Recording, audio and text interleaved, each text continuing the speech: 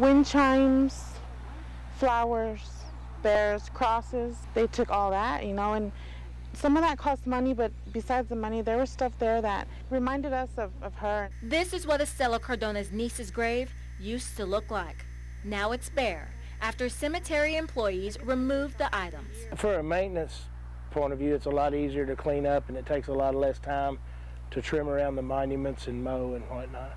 Whether it's a cross, a statue, or even flowers like this, if cemetery workers find items that are not properly put on the grave, then they bring the items over here. But each item is properly labeled with the family's name, so if they want to retrieve them, they can. Cemetery rules and regulations say only flowers and objects attached to the monument are allowed. When families went to commissioners to complain, they say the county judge said some Hispanic grave sites looked cluttered. In Hispanics, we believe that by coming and putting gifts and flowers and stuff, that helps us remember our loved ones, and to us, it's pretty. Cardona feels Hispanics are being targeted.